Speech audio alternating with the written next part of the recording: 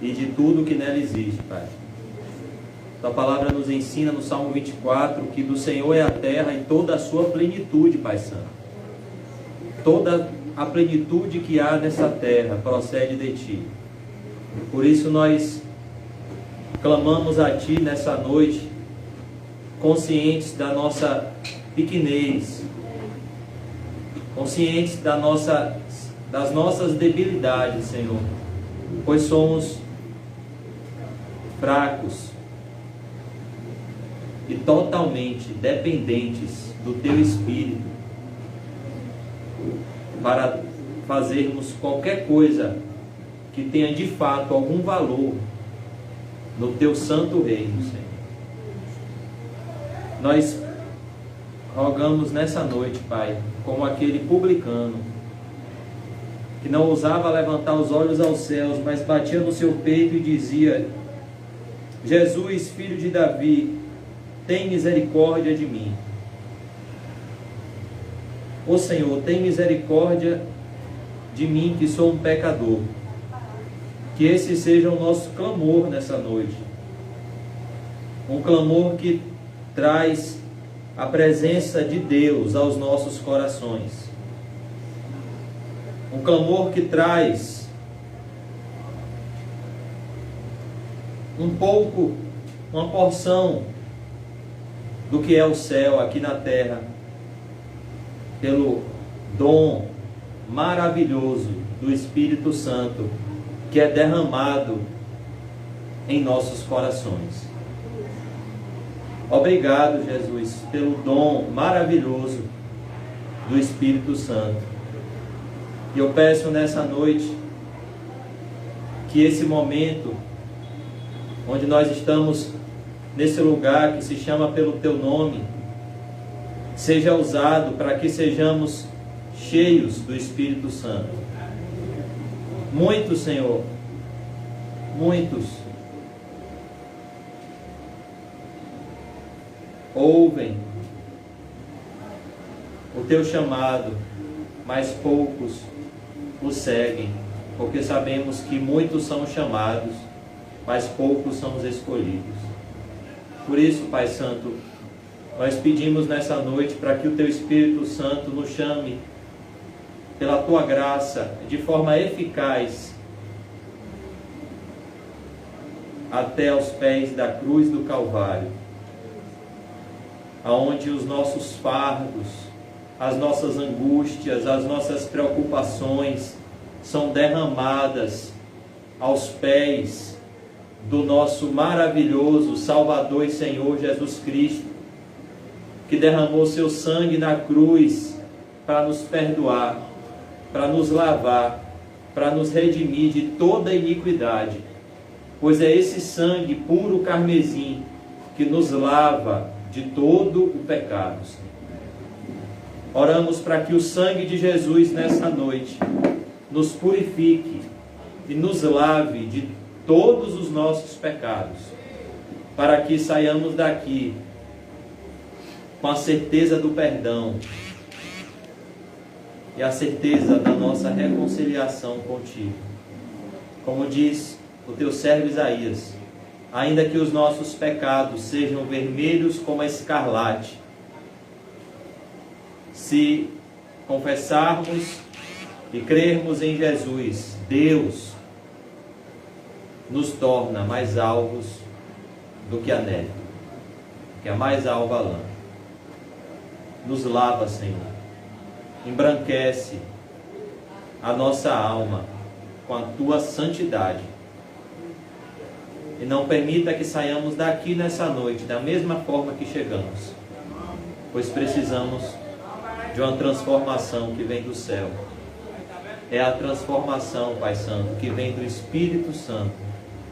É a transformação que converte nossos corações a Jesus Cristo. Em nome do Pai, do Filho, do Espírito Santo. Amém. E graças a Deus. Amém, irmãos? Hoje nós vamos continuar o nosso estudo no livro do Apocalipse. Quem sabe a gente termine hoje. E hoje nós vamos estudar o capítulo 22, onde nós paramos na semana passada, a partir do versículo número 6. Apocalipse 22, versículo 6. Para que os irmãos achem mais fácil, é o último livro do Novo Testamento. É o último livro da Bíblia. O nome Apocalipse significa revelação. A revelação de Jesus Cristo aos seus servos. A revelação de Jesus Cristo sobre as coisas que não podem acontecer, mas sobre as coisas que devem acontecer. Tudo que está escrito no Apocalipse já aconteceu, está acontecendo e ainda irá acontecer. Por isso que o livro do Apocalipse é tão importante, porque nós vivemos num mundo onde as circunstâncias mudam muito rapidamente e nós precisamos, em Cristo, pelo Espírito Santo, estarmos preparados para essas mudanças. Quem diria, há 4 anos atrás, que nós estaríamos usando uma máscara no nariz? Talvez, se você dissesse isso para alguém, as pessoas iriam fazer chacota. O que? Eu usar uma máscara? Para que eu vou usar máscara? Quem diria, há alguns anos atrás, que o oxigênio, que é de graça, seria retirado de muitas pessoas? Quem diria alguns anos atrás que o carnaval, a maior festa de rua do mundo, não iria acontecer por alguns anos? Quem diria alguns anos atrás que o comércio iria fechar e muitos empresários poderosos iriam quebrar? Porque aqui no mundo, irmãos, as circunstâncias, elas mudam muito rapidamente. E se tem uma coisa que o livro do Apocalipse nos ensina, é isso. É que a qualquer momento, tudo pode mudar. E o livro do Apocalipse, ele nos ensina que as coisas não vão mudar para melhor, elas vão mudar circunstancialmente para pior. Principalmente para aqueles que seguem a Jesus Cristo. Cada vez mais irá se cumprir uma promessa dita pelo próprio Jesus. Em João 16:33, tenho-vos dito todas estas coisas, para que em mim vocês tenham paz. A minha paz eu não dou como o mundo dá. No mundo tereis aflições. Mas tenham bom ânimo, eu venci o mundo. E aqui nós vemos no livro do Apocalipse, nós vimos na semana passada as glórias do céu, com uma comparação do lugar aonde os cristãos irão passar a eternidade como um paraíso restaurado, como o Éden restaurado, como um lugar aonde o povo de Deus irá desfrutar da plena comunhão com Deus e contemplar o rosto de Deus, contemplar o rosto de Jesus e ser abençoado com a graça eterna de Jesus. E aqui agora, no versículo 6, onde nós vamos iniciar nessa noite a nossa exposição, o apóstolo João começa alertando a igreja sobre a veracidade e a autenticidade de cada profecia desse livro. Olha o versículo 6. Disse-me ainda: estas palavras são fiéis e verdadeiras. Por que João está dizendo isso? Porque Deus está aqui mostrando ao seu povo a autenticidade, a canonicidade do livro de Apocalipse. Que o livro do Apocalipse é um livro sagrado, é um livro que foi escrito pelo próprio Deus. Então, como não é palavra de homem, é palavra de Deus, você pode acreditar e depositar sua confiança. Porque o próprio Deus que está falando. É uma revelação absolutamente confiável.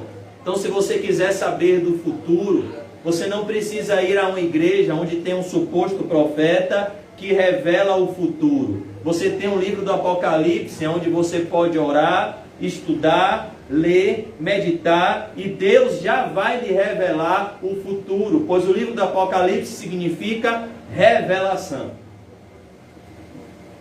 Porque Deus não é Deus de confusão. Tudo que é feito para a glória de Deus é feito com ordem e decência. Nós vemos isso desde o ato da criação. Deus poderia criar o mundo inteiro em apenas um dia, com apenas uma palavra. Mas Deus criou o mundo inteiro em 7 dias, porção por porção, de forma crescente e ordenada. Porque Deus é um Deus de ordem e decência. Então nós vemos aqui no verso 6, disse-me ainda, estas palavras, elas são fiéis e verdadeiras. Então tudo aquilo que está escrito, no capítulo 22 do Apocalipse, no livro do Apocalipse, são palavras fidedignas, onde você pode colocar a sua esperança e confiança, porque elas vão se cumprir. Então, nós temos, por exemplo, algumas certezas sobre o nosso futuro. Quais são elas? A ascensão de um líder mundial, revelado no livro do Apocalipse como anticristo. Ele será um líder mundial, ele irá governar o mundo inteiro, e ele terá ao seu lado outro líder, também mundial, porém no âmbito religioso, que é o falso profeta. E ambos estarão juntos, enganando o mundo inteiro a uma falsa adoração, a uma adoração a Satanás, ao anticristo. E aqueles que não se dobrarem e não se renderem ao senhorio do anticristo serão perseguidos, serão mortos e serão despejados dos seus bens. Então, nós temos algumas certezas acerca do futuro. Nós sabemos que a maldade irá se multiplicar, que o amor de muitos irá se esfriar. Isso tudo está escrito no livro do Apocalipse. O Senhor, confira comigo o verso 6. Essas palavras são fiéis e verdadeiras. O Senhor, com letras garrafais. O Senhor, aquele que nesse exato momento está sentado no seu alto e sublime trono. Aquele que do seu alto e sublime trono está agora governando todas as coisas com a sua santa soberania. Aquele que está controlando os mínimos detalhes das nossas vidas e tem contado todos os fios de cabelo das nossas cabeças. Aquele que envia cada disciplina e cada dificuldade nas nossas vidas para que o nosso coração seja quebrantado e para que todos nós se voltemos a Ele, nos voltemos a Ele com o coração semelhante ao coração de Davi, compungido e contrito. O Senhor, o Deus dos espíritos dos profetas. Por que que João fala isso? O Deus dos espíritos dos profetas. Porque todo profeta que profetiza da parte de Deus, todo aquele que proclama a palavra de Deus da parte de Deus, ele deve estar sobre o governo de Deus. Ele deve estar sobre a influência e a operação do Espírito Santo de Deus. Em 1 João 4, o apóstolo João nos ensina a exercermos o discernimento espiritual, e ele diz assim: provai os espíritos.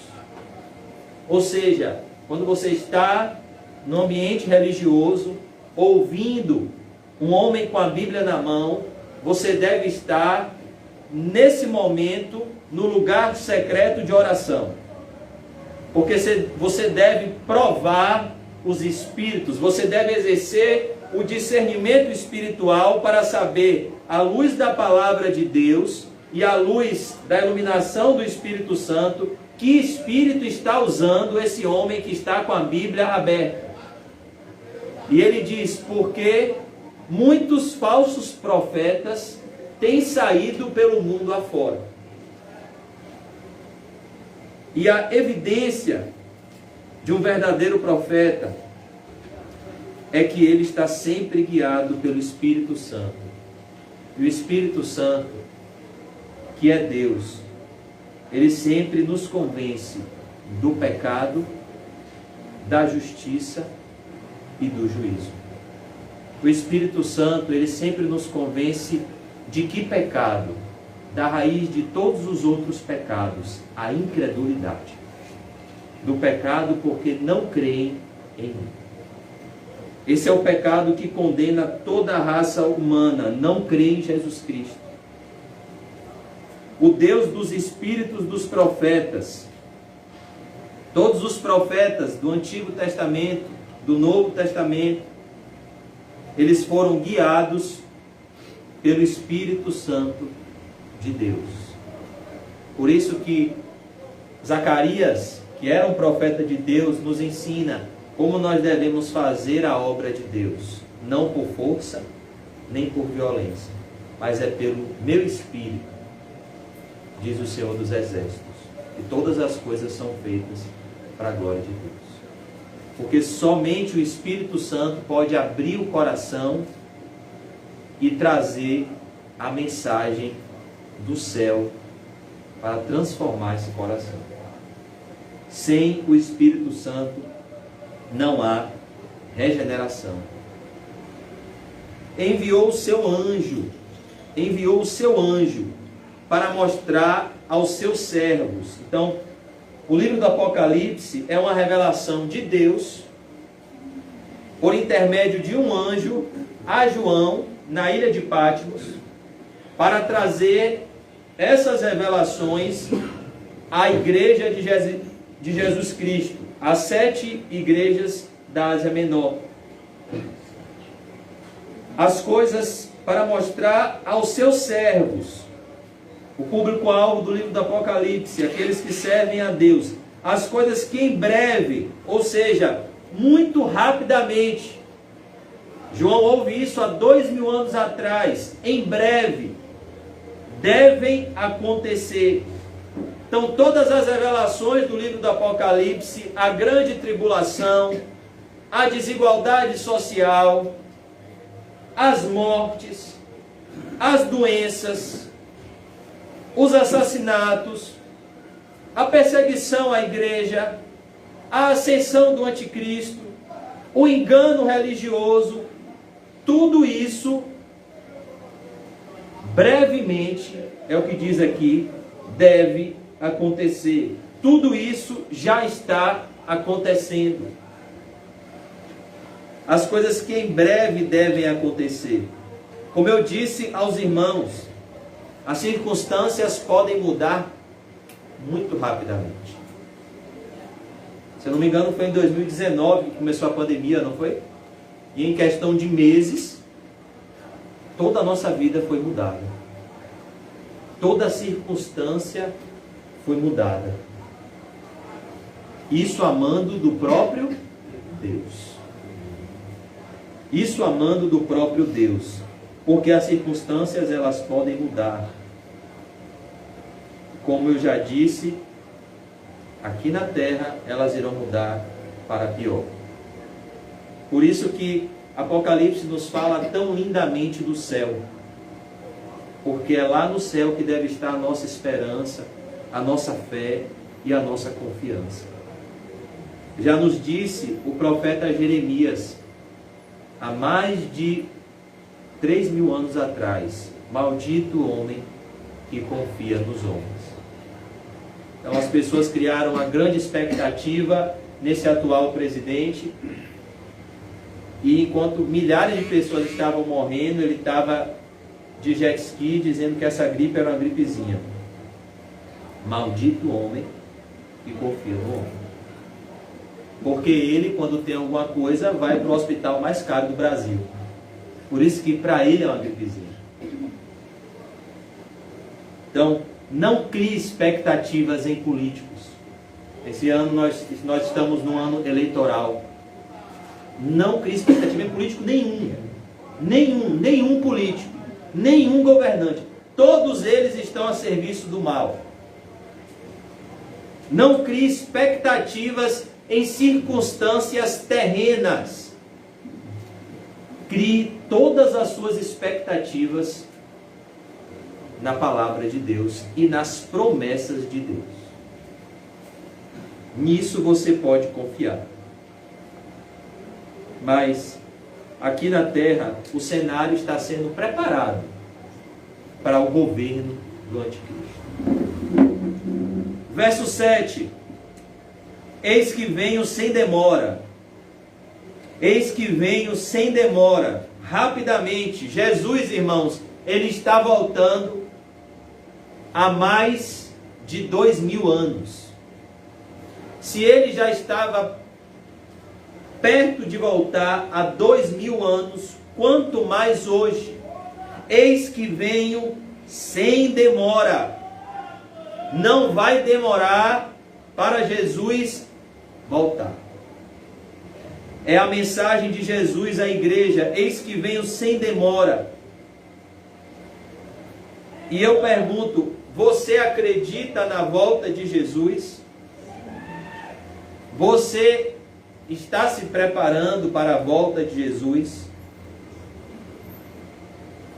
Eis que venho sem demora, rapidamente. Bem-aventurado aquele que guarda. Isso significa ter como precioso, ter como valioso, ter como aquilo que você coloca a sua esperança. Bem-aventurado aquele que guarda. É como Davi disse: eu guardei a tua palavra no meu coração para não pecar contra ti. Isso significa você guardar no coração. Isso significa você ter aquilo como valioso. Por que muitas pessoas guardam dinheiro? Porque elas têm aquilo como algo de valor. Então, o que o texto está nos dizendo aqui, o que João está nos dizendo da parte de Deus é: bem-aventurado aquele que tem como precioso, que tem como elementar as palavras da profecia deste livro. Bem-aventurado aquele que guarda, aquele que obedece as palavras da profecia deste livro. O que ele está dizendo é: visto que Jesus está voltando, visto que Jesus está às portas, se você conhecer, guardar no coração e obedecer o que está escrito no livro do Apocalipse, você será bem-aventurado, você será feliz, porque no momento em que o Apocalipse começar a se cumprir e as circunstâncias começarem a mudar, você vai ser aquele homem que Jesus descreveu no final do Sermão do Monte, aquele homem prudente que construiu a sua casa sobre a rocha. Quem é esse homem? É o que ouve os meus ensinamentos, disse Jesus, e os pratica, e os põe em prática. Então, quando soprarem os ventos contra aquela casa, quando descerem as chuvas, quando correrem os rios, quando vierem os testes reais sobre aquela casa permanecerá inabalável, porque ela está edificada sobre a rocha. Essa pessoa leu o Apocalipse, guardou o Apocalipse no coração e obedeceu os mandamentos descritos no livro do Apocalipse. Então, quando o Apocalipse se cumprir, essa pessoa vai ter um fundamento sólido, que é Cristo Jesus. Mas aquele que não guardar as palavras do Apocalipse, aquele que não conhecer as palavras do Apocalipse, aquele que não obedecer as palavras e as profecias do Apocalipse, será semelhante ao homem insensato que constrói a sua casa sobre a areia. Quando soprarem os ventos, correrem as chuvas, essa casa irá desmoronar. É a pessoa que ouve e não pratica as palavras descritas nesse livro. da Bíblia, que revela o fim. Versículo 8. É o título do nosso estudo de hoje, as admoestações e promessas finais do Apocalipse. João aqui está concluindo o livro do Apocalipse, mais uma vez mostrando que é ele que está escrevendo com seus próprios punhos esse livro. Ele quer mostrar aqui que ele é o autor do livro do Apocalipse. É ele mesmo, João, que foi chamado por Jesus no mar da Galileia, com seu irmão Tiago. Ambos eram pescadores e filhos de Zebedeu. E Jesus olhou para eles e disse: segue-me. E eles abandonaram as redes e o seu pai e seguiram a Jesus. Ele que esteve diante da crucificação do nosso Senhor, do lado de Maria. E ele que estava preso na ilha de Patmos. João. No contexto aqui, ele era o último apóstolo vivo do Senhor Jesus, um senhor de idade. João, sou quem ouviu e viu estas coisas. Então, João, ele não somente ouviu do anjo o que está escrito no livro do Apocalipse, mas ele viu. Ele teve visões do que está escrito no livro do Apocalipse. Deus ensinou a João com os ouvidos e com os olhos. Deus deu visões a João. E quando as ouvi e vi, olha que coisa, a mensagem do Apocalipse, em primeiro lugar, ela vem de Deus. Deus revelou o Apocalipse a João. Em segundo lugar, a mensagem do Apocalipse, ela é sobre Jesus. O tema central do Apocalipse é Jesus, como é o tema central de toda a Bíblia, porque dele, por ele e para ele, Jesus, são todas as coisas. Tudo foi feito por ele e para ele. O Apocalipse, ele fala sobre Jesus. Jesus é o centro do Apocalipse, é a revelação. O Apocalipse fala da glória de Jesus, da mensagem de Jesus, da noiva de Jesus e dos decretos de Jesus para a humanidade. Então, o Apocalipse é sobre Jesus. E o Apocalipse é dado a João por meio de um anjo. Deus envia um anjo na prisão da ilha de Patmos, e esse anjo começa, da parte de Deus, a falar o Apocalipse a João e a dar visões do Apocalipse a João.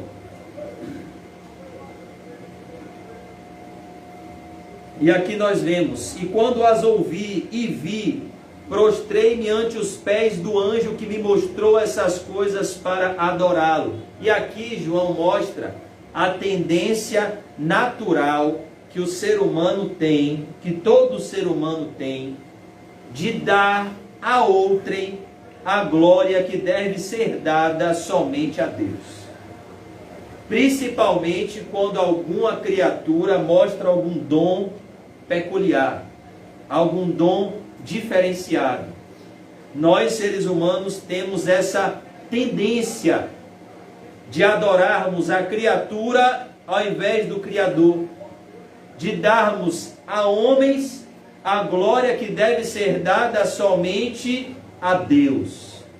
A Bíblia diz em Isaías 48:10 que Deus não divide a sua glória com ninguém. O Senhor Jesus chega a dizer no Sermão do Monte que essa visão, esse sentimento no coração é o que divide um verdadeiro cristão para um religioso. O verdadeiro cristão, ele faz tudo em secreto. Não é o que Jesus ensina em Mateus 6? Quando, pois, deres esmola, que a tua mão esquerda não saiba o que faz a tua mão direita. Porque Deus que vê em secreto te recompensará. Mas se você der esmola na frente dos homens, os homens vão ver, vão te aplaudir, e isso será a sua recompensa. Quando vocês forem orar, não façam como aqueles que vão para as praças e oram em público para todos verem, mas não, entra no seu quarto em secreto, feche a porta do seu quarto em secreto, converse com seu pai em secreto, e o seu pai que te vê em secreto, ele te recompensará. Então Jesus mostra no Sermão do Monte que o cristão faz tudo tendo em vista o olhar de Deus. Ele faz tudo para a glória de Deus. E o religioso, ele faz tudo para a sua própria glória.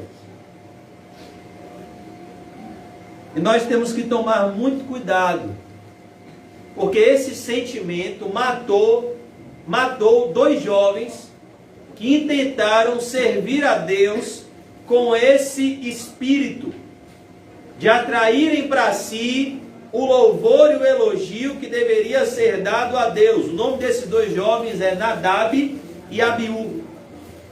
Eles trouxeram fogo estranho no altar do Senhor, porque eles quiseram atrair a atenção das pessoas para eles,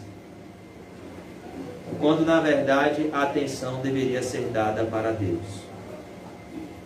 Moisés e Arão já tinham feito o sacrifício. Está lá em Levítico capítulo 9. Eles já tinham oferecido o cordeiro como sacrifício, que representava Cristo. O fogo do altar o fogo do céu já tinha descido sobre o cordeiro. E Deus já tinha recebido aquela oferta, e o povo se prostrado e adorado a Deus. Mas Nadab e Abiú, quando viram aquilo, eles disseram: nossa, vamos fazer o que Moisés e Arão fizeram, para que a gente receba esses elogios. E eles trouxeram no altar um fogo estranho. Eles não trouxeram um cordeiro que representava Cristo. E o fogo de Deus desceu, mas não matou o cordeiro como na oferta de Moisés e Arão. Matou eles, porque eles intentaram roubar a glória de Deus. E no Novo Testamento, irmão José, no livro de Atos, no capítulo 13, a Bíblia fala de um homem chamado Herodes Agripa. E esse homem, ele quando estava diante de uma plateia, ele começou a discursar. E uma voz da plateia gritou em alta voz: esse homem prega com a voz de um Deus. É um Deus que está falando conosco, não é um homem. E esse rei, ele recebe aquele elogio para si. E o livro de Atos nos ensina que instantaneamente, no momento em que ele recebe esse elogio, Deus o matou. E ele morreu ferido por vermes. Existia um homem que era governante do mundo inteiro. O nome dele era Nabucodonosor. A história dele está em Daniel capítulo 4. E ele pensava que ele era imponente. Ele pensava que ele era poderoso. E Deus deu um sonho a ele. E Daniel interpretou. E Daniel disse para ele: olhe, Nabucodonosor, Deus está falando com você que você precisa se humilhar, que você precisa reconhecer o senhorio de Deus sobre o seu governo e sobre a sua vida. Ele obedeceu? Não. Olhe para você ver como nós somos frágeis. O homem mais poderoso do mundo, Deus mexeu com isso aqui dele, ó, o cérebro.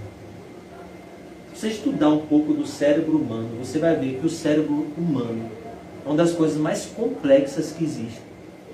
Uma veiazinha nossa aqui no nosso cérebro que sair do lugar, a gente fica lelé da cuca. Eu tenho um primo que é cirurgião, e ele tentou fazer essa residência de neurocirurgião. E ele foi impedido por um problema de saúde. Tamanha é minúcia que se exige do cirurgião nessa cirurgia. Uma cirurgia no cérebro. E o que foi que Deus fez com Nabucodonosor? Ele, que é o Todo-Poderoso, mexeu aonde? No cérebro de Nabucodonosor. E do dia para a noite, o homem mais poderoso do mundo começou a andar de 4 patas igual um animal. Começou a viver no meio do mato igual um bicho. Suas unhas cresceram, seus cabelos cresceram, e ele passou a viver igual um bicho.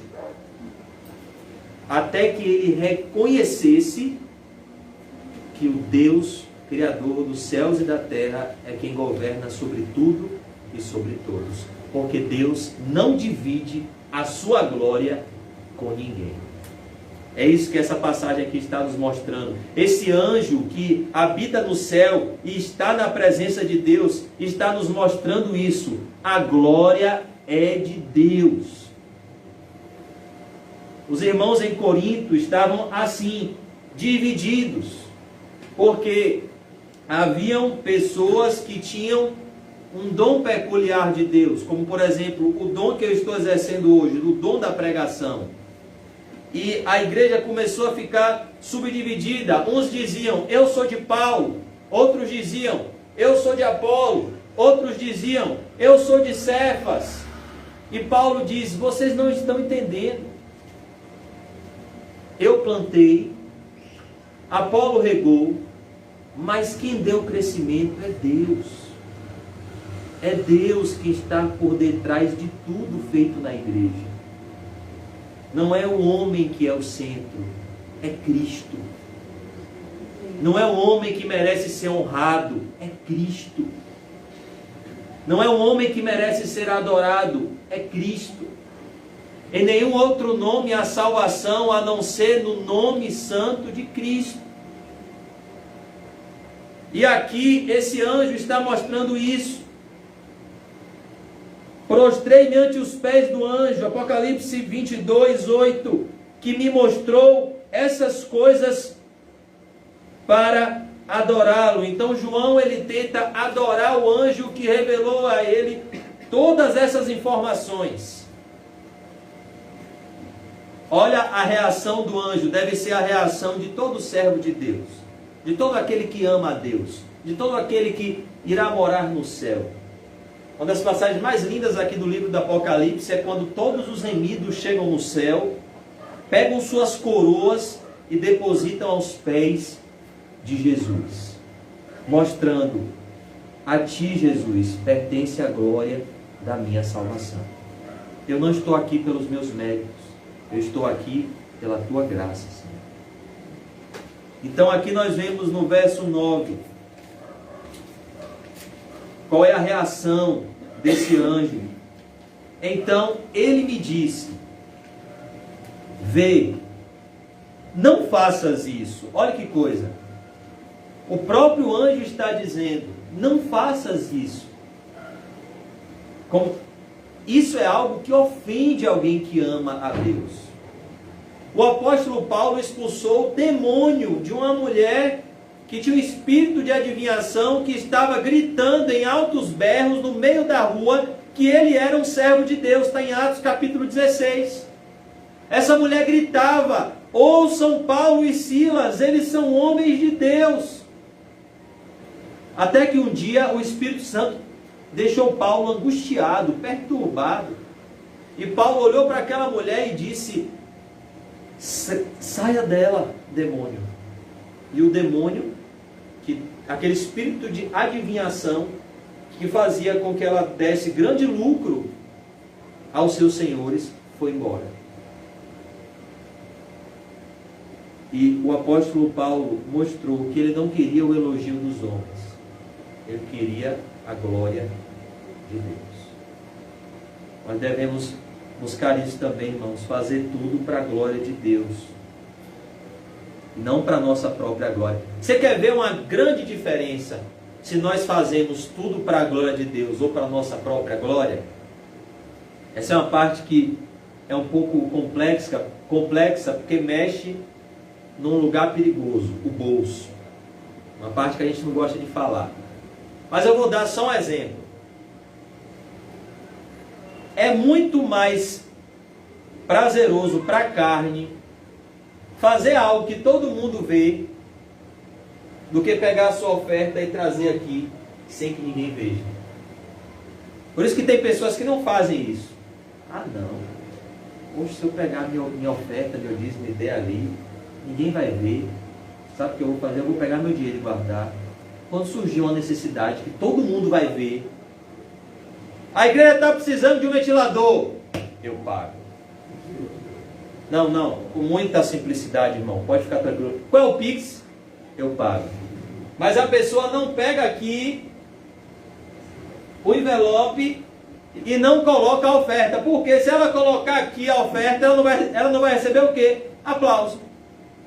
Ninguém vai aplaudir ela, a não ser o próprio Deus. Ainda mais aqui na igreja, que não tem momento de dízimos e ofertas. Você oferta se você quiser. O que você oferta, ninguém está nem aí. É o que Deus propôs no seu coração. E se você não se ofertar para Deus, é melhor que você nem oferte, porque a sua oferta vai ser a oferta de Caim. Deus só aceita a oferta de Abel. O melhor. Primeiro você se oferta, depois você oferta algo para Deus. Mas essa é uma grande evidência de que muitas vezes nós queremos a glória dos homens. Não, se eu for fazer e ninguém vê, eu não faço. Mas se eu fizer e a igreja toda ver e me aplaudir, eu faço. É como uma moça que na igreja de Spurgeon chegou até Spurgeon e disse: ô Spurgeon, eu quero tanto cantar. Ela chegou depois do culto, não tinha mais ninguém na igreja, só tinha ela e Spurgeon. Spurgeon disse: que bom, minha senhora, comece a cantar. Aí disse: ah, não, aqui não. Todo mundo já foi embora, eu quero cantar para a igreja toda ouvir. Quero cantar para dizer: só a igreja.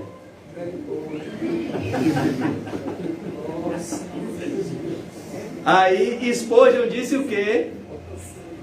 Não. Então você não quer cantar para a glória de Deus. Se você quisesse cantar para a glória de Deus, você cantava aqui para mim. Você quer cantar para que a igreja ouça, e não para que Cristo ouça a sua canção. Então, essa aqui é a motivação desse anjo, que é a motivação do servo de Deus. Vê, não faças isso. Eu sou conservo teu, dos teus irmãos, os profetas, e dos que guardam as palavras deste livro. Adora a Deus. O que o anjo está dizendo é: João, daqui a pouco nós estaremos juntos no céu. E lá no céu você não vai me adorar, porque a honra e a glória pertencem a Deus.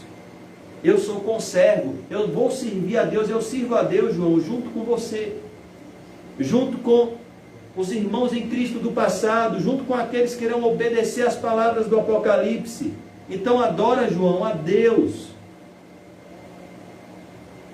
Verso 10. Disse-me ainda, olha o que o anjo diz a João: não seles as palavras da profecia desse livro, porque o tempo está próximo. O que o anjo está dizendo é: João, a mensagem do Apocalipse não deve ser selada, ela deve ser proclamada. A mensagem do Apocalipse não deve ser escondida da igreja, ela deve ser pregada em alta voz para que a igreja receba essa mensagem que vem do céu.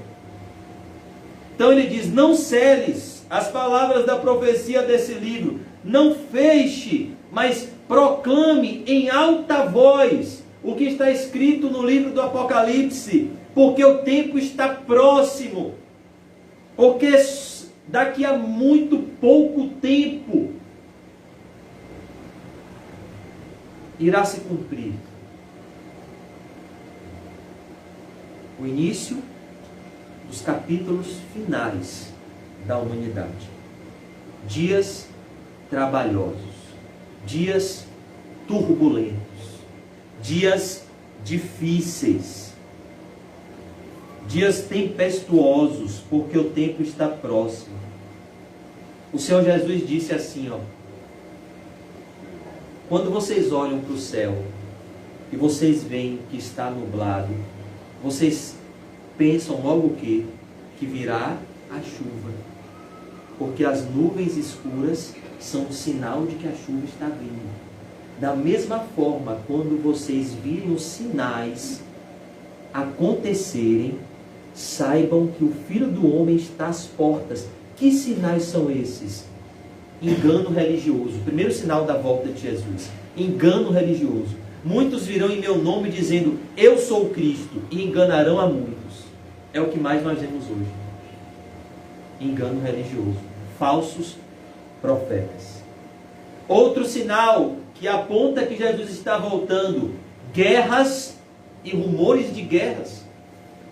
O mundo inteiro está em guerra. Talvez você diga, Salvador não está em guerra. Eu acabei de ver no jornal, saindo de casa agora, que ontem teve tiroteio em Código de Farias. Acabei de ver. Salvador está em guerra, sim. O mundo inteiro está em guerras e rumores de guerras. Outro sinal de que Jesus está voltando. Terremotos. Nunca houve tantos terremotos no mundo. De forma tão rápida, tão consecutivas. Epidemias. Pestes. Meu Deus. Jesus disse isso há 2000 anos. Que eram sinais de que ele estaria voltando. Tudo isso está acontecendo. A multiplicação da maldade. Esses dias eu estava me lembrando de um jovem, estudante de medicina de 24 anos, filho de pais ricos, aqui de Salvador, que lá em São Paulo tinha dinheiro, jovem, fazendo medicina, pegou um táxi com a arma, entrou no cinema e começou a atirar em várias pessoas e assassinou 3 pessoas. Isso tudo está escrito na palavra de Deus. A maldade irá se multiplicar. É sinal da volta de Jesus. Filhos assassinando seus pais. Desafetos absurdos. Pais abusando das suas filhas. Isso tudo é cumprimento da volta de Jesus. A maldade irá se multiplicar. E o amor de muitos irá se esfriar. Tudo isso, irmãos, está se cumprindo. É por isso que ele diz aqui, não cedes as palavras dessa profecia. O tempo está próximo. O tempo está próximo. Está próximo o fim de todas as coisas. O mundo não vai melhorar. As circunstâncias não vão melhorar. Não virá um tempo de paz e prosperidade para o Brasil. Virá um tempo de angústia e aflição para o Brasil. Virá um tempo de esfriamento espiritual e a grande apostasia para o Brasil. E nós precisamos estar preparados no esconderijo do Altíssimo, que é o único lugar seguro, porque a Bíblia diz que aquele que pensa estar em pé, cuide-se para que não caia. O que mais existe aí fora é ex-cristão. Ex-cristão. Cadê, rapaz? Você não era cristão? Eu não via você passando com a Bíblia para a igreja. Eu não sou mais, eu me desviei. O tempo está próximo. Satanás está com grande fúria, porque ele sabe que pouco tempo lhe resta. Satanás está agora preparando astutas ciladas para que o nosso coração não se satisfaça com Cristo e busque satisfação no pecado. Ele está agora fomentando, e ele está numa reunião pensando quais argumentos ele vai usar para que o nosso coração não se satisfaça em Cristo, e a forma com que ele vai nos persuadir para que isso aconteça.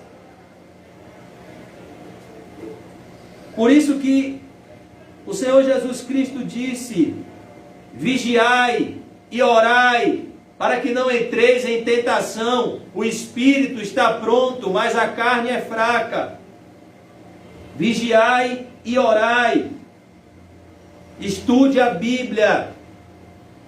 A Bíblia tem um poder santificador sobre o nosso caráter que nada nesse mundo pode mudar, pode substituir. Nada nenhum livro de puritano, nenhum livro evangélico, nenhum livro de psicologia, nada substitui o poder santificador que a palavra de Deus tem sobre aqueles que a leem. O próprio Senhor Jesus orou por nós em João 17:17. Pai, santifica-os na verdade. A tua palavra, Pai, é a verdade. De tal maneira que, se nós não estivermos nos deleitando na palavra de Deus, mergulhando na palavra de Deus, entrando nas histórias da Bíblia, cavando as pepitas de ouro que existem na Bíblia, Satanás rapidamente irá nos apresentar as 30 moedas de prata que ele apresentou a Judas, ou a mulher bonita que ele apresentou a Sansão, ou as bolotas de porcos que ele ofereceu ao filho pródigo. Ele tem muitas formas de nos seduzir. Ele é o príncipe das potestades do ar. Nós temos que tomar muito cuidado, irmãos, porque o tempo ele está próximo. Eu pergunto hoje, como é que está você e sua Bíblia? Porque como está você e sua Bíblia é um reflexo de como está você e Jesus. Ah não, eu estou ótimo com Jesus, mas eu não estou bem com a Bíblia. Então você não está ótimo nem com Jesus nem com a Bíblia. Porque Jesus e a Bíblia são elementos inseparáveis. No princípio era o Verbo, aquele que é a palavra. E o Verbo estava com Deus, e o Verbo era Deus. E o Verbo se fez carne, a palavra se fez carne. Então Jesus é a palavra materializada. Então, você está bem com Jesus. Para você estar bem com Jesus, você precisa estar lutando para ler a Bíblia. Eu não quero colocar aqui um jugo pesado, eu sei que não é fácil. É difícil ler a Bíblia com sinceridade, pela motivação correta. É difícil orar em secreto, mas é necessário para permanecermos firmes no tempo do fim. É necessário estarmos com a nossa espada afiada. É necessário estarmos atentos aos alertas de Deus. Verso 11.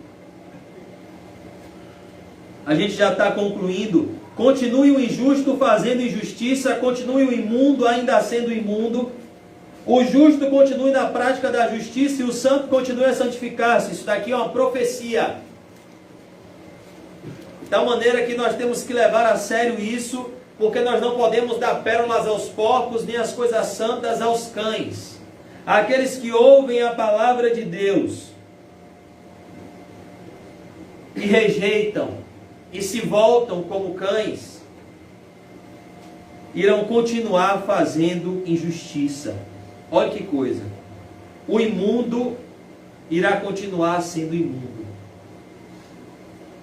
Aqueles que rejeitam a Deus e a verdade de Deus estão em grande perigo, pois a Bíblia diz que o próprio Deus envia o espírito do erro para aqueles que não acolhem o amor da verdade para serem salvos. Eu pergunto nessa noite, para mim também, nós estamos sendo santificados? Porque aqui, o que o verso 11 está dizendo é, o que está acontecendo dentro de nós, ou é uma santificação crescente, ou é uma contaminação crescente. E essa santificação crescente ou contaminação crescente é uma evidência ou não de salvação. A Bíblia diz em Hebreus 12:14, segui a paz com todos e a santificação, sem a qual ninguém verá ao Senhor. O justo continue na prática da justiça. O que ele está dizendo aqui é, no tempo do fim, cada vez mais haverá essa separação. O santo cada vez se apegará mais a Cristo. O santo cada vez se apegará mais à prática da justiça. E o imundo cada vez mais se apegará à prática da iniquidade. Cada vez mais o ímpio vai ser mais ímpio. Cada vez mais o santo vai ser, o verdadeiro santo, o verdadeiro cristão, vai ser mais santo. Porque a cada dia que passa, o cristão verdadeiro, ele está mais próximo do céu, mais próximo de casa, mais próximo de Deus, como Enoque. Ele está andando com Deus e um dia Deus irá levá-lo para casa. Mas a cada dia que passa, aquele que não ama a Deus, aquele que não nasceu de novo, aquele que não se arrependeu e creu em Cristo, ele está mais distante de Deus. Por isso que o tempo deve ser um termômetro na nossa comunhão com Deus. Cada dia que passa, nós estamos mais próximos de Deus ou nos distanciando mais dele. Isso deve ser um autoexame. A Bíblia diz: examine-se o homem a si mesmo. E o santo continue a santificar-se. Como o santo se santifica? Orando, lendo a Bíblia e vindo para a igreja, tendo comunhão com os santos. Verso 12: e eis que venho sem demora, e comigo está o galardão, que tenho para retribuir a cada um segundo as suas obras. Jesus repete isso mais uma vez: eu estou vindo, eu venho sem demora, e eu tenho o galardão que tenho para retribuir a cada um segundo as suas obras. Perceba como as obras são importantes. Como aquilo que nós fazemos é tão importante quanto aquilo que nós dizemos. Para que não destruamos com nossas obras o que tentamos construir com nossas palavras. Muitas vezes o nosso evangelismo não é impactante como deveria, porque as pessoas olham para nós e enxergam incoerência nas nossas palavras e nas nossas atitudes. É por isso que o apóstolo Paulo disse em 1 Timóteo 4,16 a Timóteo: toma conta de ti mesmo e da doutrina, assim salvarás a ti mesmo e aos teus ouvintes. O evangelismo mais poderoso que existe na face da terra é o testemunho. O testemunho de caminhar com Cristo é o que vai mostrar a eficácia do nosso evangelismo. Porque a Bíblia diz que naquilo que falam mal de nós, as pessoas devem se envergonhar. Mas e se as pessoas falam mal de nós porque a gente dá motivo? Aí é a gente que tem que se envergonhar e pedir perdão a Deus, na certeza de que Ele nos perdoa. Aquele que confessa e deixa, alcança a misericórdia. A gente só não pode insistir no erro, porque aquele que encobre as suas transgressões jamais prosperará. Eu sou o alfa e o ômega, a primeira letra do alfabeto grego e a última, o princípio e o último, o primeiro e o último, o princípio e o fim. Jesus está mostrando aqui que Ele é o centro do Apocalipse, Ele é o centro da história, Ele é o centro das nossas vidas, Ele é o centro de toda a criação. Verso 14, bem-aventurados. O que significa bem-aventurados? Felizes, ditosos, abençoados por Deus.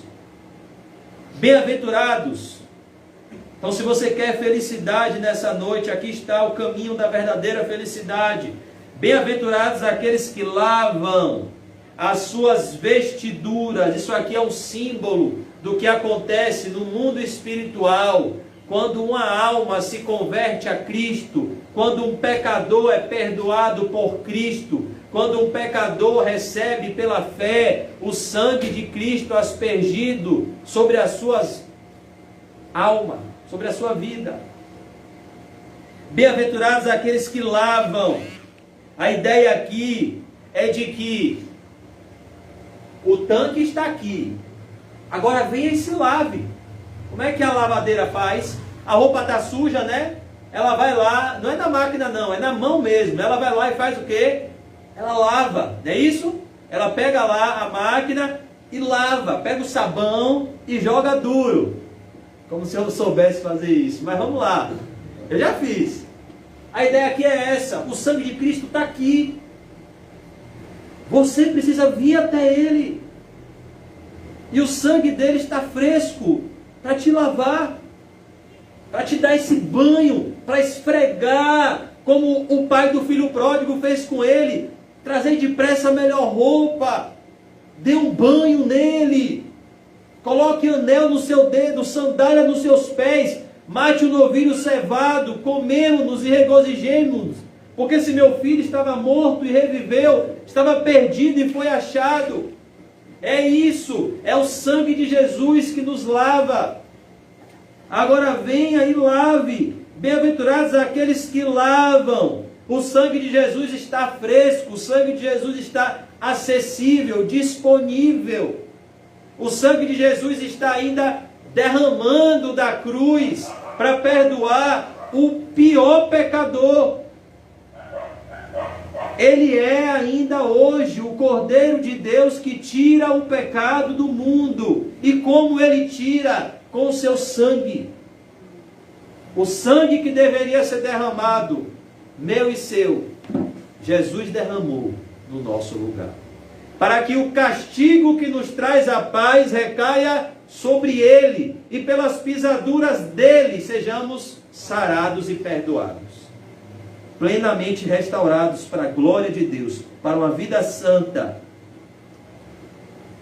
para que lhes assista o direito à árvore da vida e entrem na cidade pelas portas. O que o texto está dizendo aqui é a porta da vida eterna, a porta do céu, é o sangue precioso de Jesus. E só há uma forma do pecador ser lavado, é o sangue de Jesus. É como aquele louvor que um cantor chamado Fernandinho canta. Se nesse sangue lavado, mais alvo que a neve, eu serei. Será que nós já fomos lavados no sangue de Jesus, irmão? Tem um louvor também que diz: nada além do sangue, nada além do sangue de Jesus. Nada além do sangue de Jesus perdoa o nosso pecado. Mas Ele derramou esse sangue puro para que Ele possa gratuitamente conceder o seu perdão e encher o nosso coração de gratidão por tão grande salvação. Ele nos perdoou, Ele nos amou, sendo nós ainda pecadores. Verso 15: fora ficam os cães, aqueles que se revoltam contra a palavra de Deus, os feiticeiros, aqueles que misturam o culto a Deus, aqueles que querem obedecer a Deus parcialmente, os feiticeiros, aqueles que adoram a Deus do seu próprio jeito, e não pelo que está escrito na palavra de Deus, que é o jeito de Deus de se adorar a Deus. Os impuros, aqueles que são impuros espiritualmente, aqueles que são impuros também na área da imoralidade. Os assassinos, aqueles que guardam rancor do seu próximo, aqueles que tiram a vida do seu próximo. Os idólatras, aqueles que creem em falsos deuses. E todo aquele que ama e pratica a mentira. O ser humano ama a mentira. Por isso ele pratica a mentira. E odeia a verdade. Por isso ele não pratica a verdade. E por isso, as pessoas, milhares, a maioria das pessoas não vão entrar no céu. Porque o mundo em que nós vivemos tem a verdade como mentira e a mentira como verdade. Nós vivemos numa sociedade em que os valores são invertidos. Mas a Bíblia coloca tudo no seu devido lugar. E no dia do juízo, Deus vai colocar tudo no seu devido lugar. Eu, Jesus, verso 16, enviei o meu anjo para vos testificar estas coisas às igrejas. Então Jesus aqui agora aparece. E ele aparece para mostrar que é ele que está por detrás do Apocalipse. Ele aqui quer mostrar a João e a igreja que é ele que está no centro do Apocalipse e que ele que planejou o Apocalipse. Foi ele que enviou esse anjo para revelar a João. Eu sou a raiz. O que é a raiz? A raiz é o que dá vida à árvore.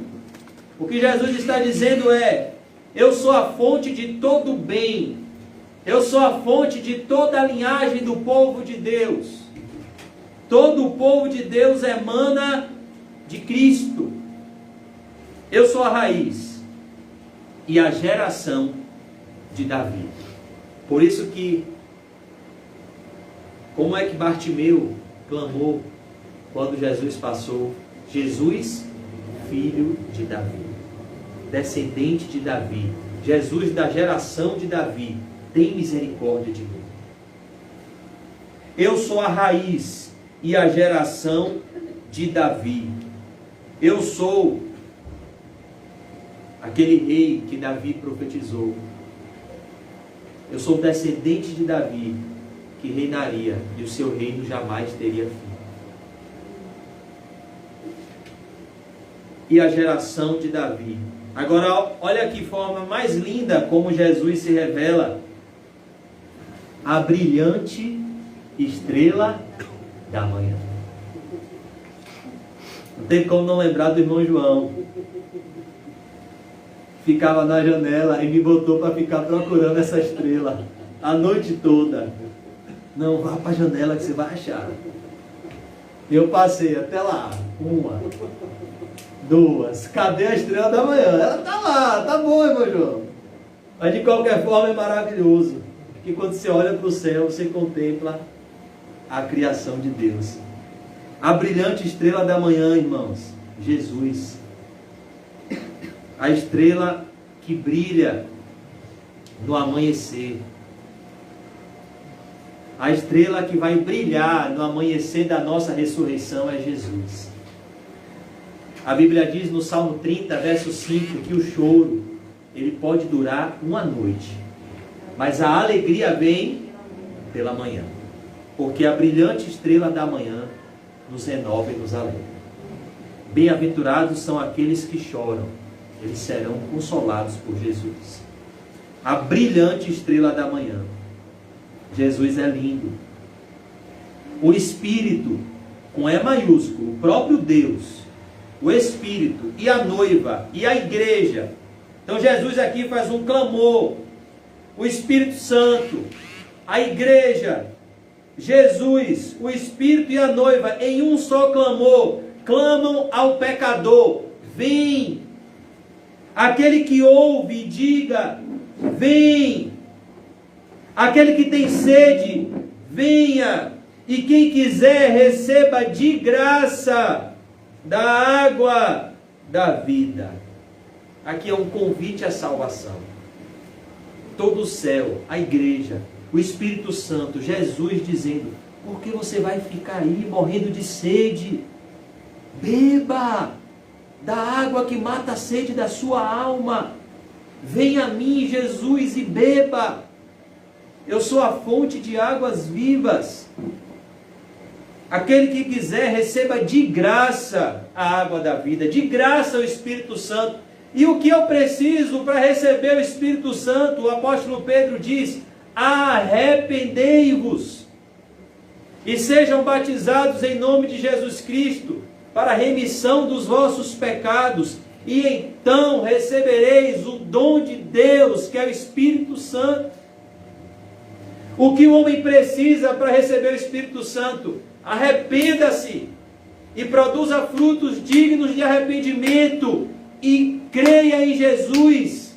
Olhe para Jesus e Ele vai te dar um prazer muito melhor do que o prazer enganoso do pecado. Ele vai te dar a água da vida, que é mais prazerosa. do que essa água de esgoto que é o pecado e a satisfação pessoal. Receba de graça, é de graça. Nós vivemos num mundo em que tudo é pago. E o que mais tem valor que a salvação da alma é de graça. E é o que mais os homens rejeitam, pois por não conhecerem a graça maravilhosa de Jesus Cristo, nosso Salvador. Concluindo o verso 18, 19 e 20. Eu, a todo aquele que ouve as palavras da profecia desse livro, testifico. Agora vem um alerta na conclusão. Se alguém lhes fizer qualquer acréscimo, eu li o Apocalipse, mas eu vi uma coisa a mais. Na minha revelação do Apocalipse tem algo a mais. Não pode. O Apocalipse está fechado. Você não pode acrescentar nada.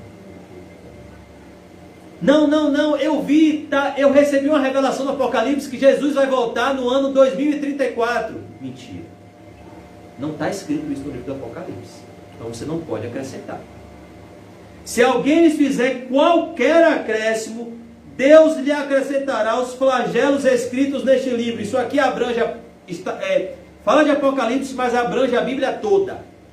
O maior juízo de Deus será para aqueles que pervertem a palavra de Deus e usam a palavra de Deus para os seus interesses, os falsos profetas.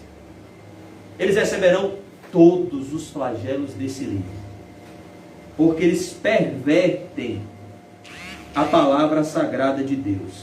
E se alguém tirar qualquer coisa das palavras do livro dessa profecia, é por isso que todo mensageiro de Deus ele tem dois medos. O medo de dizer o que Deus não disse e deixar de dizer o que Deus disse. Nós devemos pregar a palavra de Deus de forma fiel. Fiel. De tal maneira que se as pessoas se revoltarem contra nós, elas vão se revoltar contra a Bíblia. Porque o nosso papel é expor a Bíblia. Nosso papel não é expor os nossos pensamentos, não é expor as nossas ideias, não é expor os nossos sentimentos. Nosso papel é expor a palavra de Deus.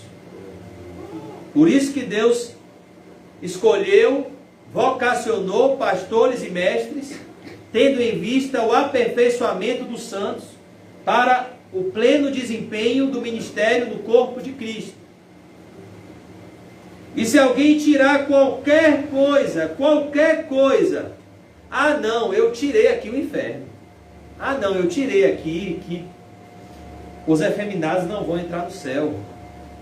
Se alguém tirar qualquer coisa das palavras do livro dessa profecia, Deus tirará a sua parte da árvore da vida, da cidade santa e das coisas que se acham escritas neste livro. Por isso que o maior temor que eu tenho é quando eu vejo um falso profeta, que ele está diante da maior condenação de todas, a condenação de Deus. Quando eu vejo alguém fazendo comércio com as coisas de Deus, ganhando dinheiro com a palavra de Deus, eu não sinto inveja, eu sinto temor. Que essa pessoa está vendendo aquilo que não é dela. Ela está vendendo aquilo que é sagrado. Jesus disse, de graça recebeste, de graça dai. Essa pessoa está atraindo sobre si a maldição de Deus, aqui na vida e na vida vindoura. Pode ver que todos esses falsos mestres, eles são insaciáveis. Eles são como leões famintos. Eles sempre querem mais dinheiro, mais dinheiro, mais dinheiro, mais dinheiro, mais dinheiro. Comprou uma fazenda de 50 milhões, quer uma de 100. Comprou a Record, daqui a pouco quer comprar a Globo também. Eles nunca se satisfazem. Porque o coração deles está cheio de demônios. E daqui a um tempo, eles vão acordar do inferno. É a situação mais triste que existe. É a situação de um falso profeta, de um falso mestre. Porque Jesus Cristo disse, ai daquele que fizer tropeçar um dos meus pequeninos, melhor lhe fora amarrar uma pedra e se lançar no mar, uma pedra de moinho, e se lançar no mar, nas profundezas do mar do que fazer um dos meus pequeninos tropeçar.